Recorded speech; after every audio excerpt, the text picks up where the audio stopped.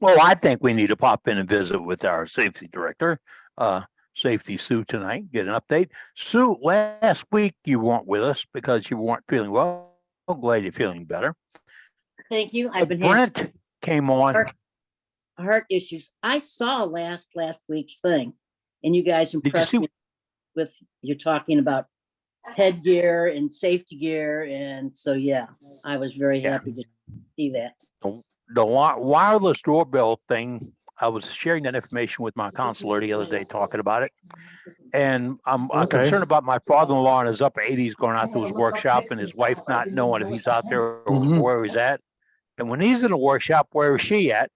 So I'm putting together two wireless doorbell packages for him.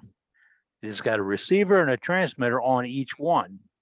If he needs her, he presses the transmitter and it rings where she's at. It's got a little strobe, got different noises and all that.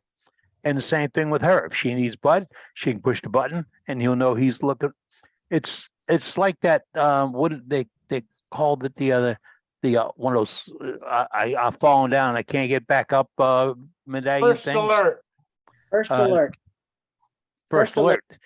That's tied in. That's tied in through your computer. And we're talking, folks, getting up in mileage.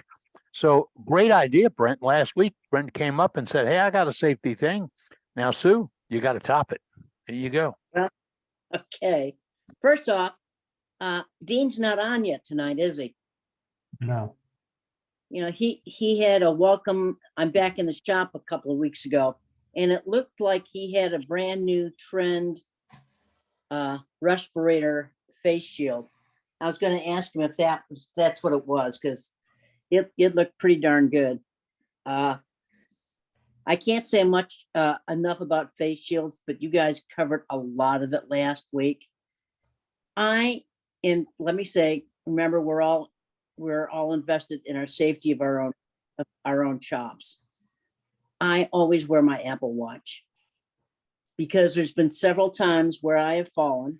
The first time was in the middle of a hurricane outside, and I was in a ditch, and I was on top of my purse with my phone in my purse, couldn't get to it, but I had my Apple Watch on, and I said, Siri, call 911. Told them where I was, and they had me out within 5 minutes.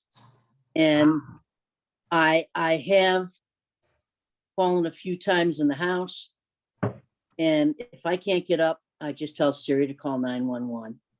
And I live alone, and so I need a way to get to the outside to tell somebody. Now with me, because obviously they don't have the key to my house, but I have a programmable door lock. So as they're coming, I just tell them what the combination is so they can get into me. Now, also the new Apple Watch has a fall detection. I haven't activated that yet, but that may be something to activate. But that's what I'm saying. I wear this all the time. Now I'm left-handed, so I'm holding the tool. It's not by the toolbar. But we have to be careful of what we have. I don't wear jewelry. The only thing I wear is my watch. And I did get something this week, which I have not had in my shop, is I got 2 tourniquets. You know, you can get them in Amazon. You know, everybody goes to Amazon. So I ordered tourniquets and some extra Band-Aids. One can never have enough Band-Aids, right, Brenda? That's right. That's right. So this week, everybody to be safe, to wear your face shields, to wear a respirator. You know, especially when we're sanding and when you're grinding your tools. You don't want that metal in your lungs, and you don't want the wood in your lungs. I've got like safety masks out there. Also, after you wear your safety masks, put them in a container so they can't get the other dust and stuff that's in your shop. Clean them up a little bit. Make sure you change the filters when they need to be changed. We love our projects, and I don't care whether it's wood turning or woodworking. Many of the turners are also woodworkers. We need to be safe in everything we do. Have plenty of push blocks around. If you don't have enough, make your own.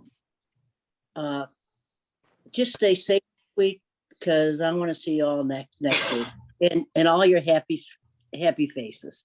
Hey, So Susan, yes, I want to add too, when you put those tourniquets in your garage, make sure you put them someplace where they're handy and you remember where they're at. exactly.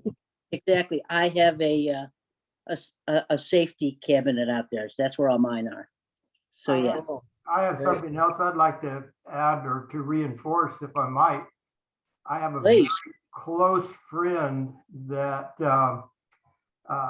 stubborn, yes, and he should have gone to the doctor or something a day or so before, but he went dehydrated and was unable to get out of his recliner, and his brother and his sister tried to call, and he would just mumble. So they called 911 and got the ambulance there. They had to break in through the back door. So as you said, with the code, or somebody has to think about too, if you are by yourself, how is emergency going to get to you? Exactly. Now, here in my cul-de-sac, there's 4 women. We're all single. 3 of them are divorcees, and I'm a widow. And we're all within 10 years of each other. Unfortunately, I'm the oldest. But we all traded each other's keys. So I've got 3 extra keys to the houses in the cul-de-sac. So if I don't hear from somebody, I'm going over there to make sure they're okay. And they would do the same for me. So, make sure that you're kind to your neighbors and that they can check on you too.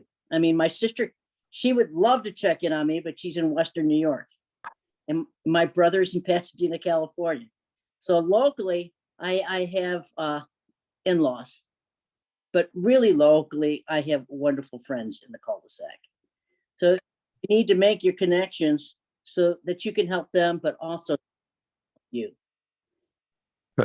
Good safety tips, Sue. Very much appreciated. If Folks, I can be offer safe. Can I Hello? offer something here? This is Doug in New Hampshire, Eddie. There's a product that we use up here in the Northeast called a Knox box. That's KNOX. It's a box that gets secured to the outside of your home. You put a house key in it. The fire department and the ambulance service have the numbers to them. So that if you call 911 and they can't get in, they can open up the Knox box. There's your house key. They get to walk right in. That's a good idea. I don't know if Knox boxes are all over the country, but I know here in the Northeast, it's a very big product for the fire and ambulance service. They That's are good. all over the country because we've got one in North Carolina, and I also Okay. put the combination in my garage door. So, yeah, if they exactly.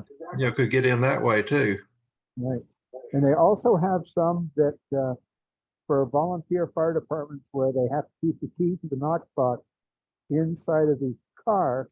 We used to put out a tone which would unlock the glove box, so to speak, in the fire department, in the fire truck, so that some guy couldn't go in the middle of the night, open up the glove box and take out the key and then go break into your home. It had to be put over the air with a special tone to open up the Knox box.